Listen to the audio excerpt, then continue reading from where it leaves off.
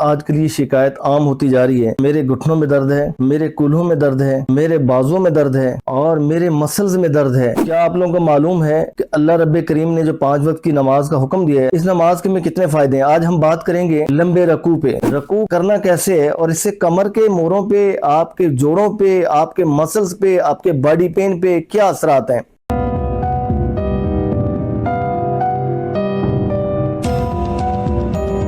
بسم اللہ الرحمن الرحیم، الصلاۃ والسلام علی محمد صلی اللہ علیہ وآلہ وسلم۔ اکثر لوگ یہ شکایت کرتے ہیں اور آج کل یہ شکایت عام ہوتی جا رہی ہے، میرے گھٹنوں میں درد ہے، میرے کولہوں میں درد ہے، میرے بازوں میں درد ہے، میرے ٹخنوں میں درد ہے، میرے مسلز میں درد ہے۔ پین کلرز کھائے جا رہے ہیں مگر ان کا درد کم نہیں ہو رہا۔ کیا آپ لوگوں کو معلوم ہے کہ اللہ رب کریم نے جو 5 وقت کی نماز کا حکم دیا ہے، نبی پاک صلی اللہ علیہ وسلم کے وسیلہ سے اس نماز کے میں کتنے فائدے ہیں؟ آج ہم بات کریں گے لمبے رکوع پہ۔ اور رکوع کس طرح کرنا ہے؟ سیدھا رکوع، یعنی کچھ لوگ ہلکا سا بینڈ کر دیتے ہیں، کچھ لوگ جو ہے یوں ٹیڑھے چلے جاتے ہیں۔ رکوع کرنا کیسے ہے اور اس سے کمر کے موڑوں پہ، آپ کے جوڑوں پہ، آپ کے مسلز پہ، آپ کے باڈی پین پہ کیا اثرات ہیں۔ اب رکوع کیسے کرنا ہے؟ بالکل فلیٹ، آپ کے گردن، آپ کی کمر، آپ کے کولے اور یہ پورے ایک الائنمنٹ میں آ جائیں، سیدھے اسٹریٹ 90 اینگل پہ۔ اگر آپ پانی کا اوپر کوئی گلاس بھی رکھ دیں تو وہ بھی نہ گرے۔ جب آپ صحیح طریقے سے رکوع کریں گے اور لمبا رکوع کریں گے تو اس کے فائدے کیا ہوں گے؟ آپ سائنس کہہ رہی ہے، نبی پاک صلی اللہ علیہ وسلم کا تو ارشاد مبارک ہے، آپ نے تو نماز سے بڑی کوئی سی بات پہ زور نہیں دیا، یوگا ضرور کریں، جو کہ میں بھی کرتا ہوں۔ تو کیا یوگا کر کے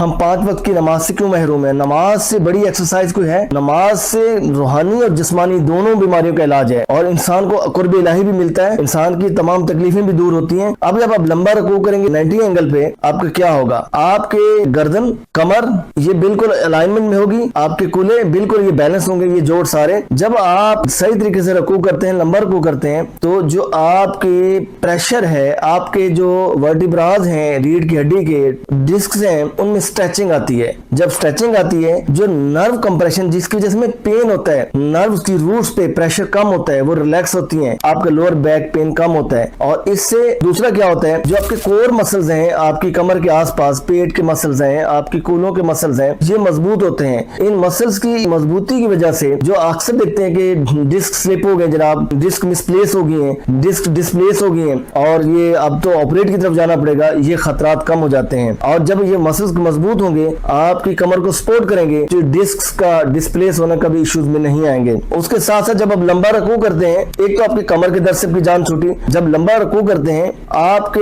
گھٹنے، آپ کے ٹخنے، آپ کے کولے، آپ کے کندھے یہ ایک الائنمنٹ میں آتے ہیں۔ ان جوڑوں میں جو سٹفنس آتی ہے وہ سٹفنس کم ہوتی ہے، موبلٹی انکریز ہوتی ہے۔ اسٹریس کی وجہ سے آپ کے یہ شولڈرز، آپ کے یہ مختلف جوڑ، گھٹنوں کے، کولوں کے، ٹخنوں کے، ان میں سٹفنس آ جاتی ہے۔ آپ جب حرکت کرتے ہیں تو آپ کی چیخیں نکلتی ہیں، کیونکہ آپ نماز پڑھ رہے ہیں تو صحیح طریقے سے نہیں پڑھ رہے، یا آپ نماز نہیں پڑھ رہے تو نماز پڑھنا ضروری بھی ہے آپ کی جسمانی اور روحانی بیماریوں کے لیے۔ اب ان گھٹنوں میں کیا ہوگا؟ ان جوڑوں میں لمبا رکوع کرنے سے ان کی موبلٹی انکریز ہوگی، ان کے اندر اسٹریچنس پروڈیوس ہوگی اور ان کے اندر لوبریکیشن کی پروڈکشن بڑھ جائے گی۔ جو یہ ڈرائی ہو رہے ہیں جوڑ آپ کے، لوبریکیشن جب بڑھے گی تو ان کی موومنٹ بہت اچھی ہو جائے گی اور ان کے جو مسلز ہیں جو ان کو سپورٹ کیے ہیں وہ بھی مضبوط ہوں گے۔ اس کے ساتھ ساتھ جب آپ لمبا رکوع کرتے ہیں، دل سے اوپر کے جو باڈی پارٹس ہیں، بلڈ فلو ان کی طرف بہتر ہو جاتا ہے۔ آپ کا دماغ ہے، آپ کے کندھے ہیں، آپ کے کور مسلز ہیں، اب ہوگا کیا؟ بلڈ فلو بڑھنے کی وجہ سے آکسیجن کی سپلائی بڑھ جائے گی، آکسیجن کی سپلائی بڑھ جائے گی۔ آپ کے سارے دن کا تناؤ ہے، اسٹریس ہے، ڈپریشن ہے، آپ کسی قسم کے بھی اسٹریس میں ہیں، کسی قسم کے ڈپریشن کے شکار ہیں، یقین جانیے آپ کی یہ مینٹل ہیلتھ امپروو ہوگی اور اس اسٹریس سے، ڈپریشن سے آپ ریلیکس ہو جائیں گے، نکل جائیں گے۔ تیسرا، جب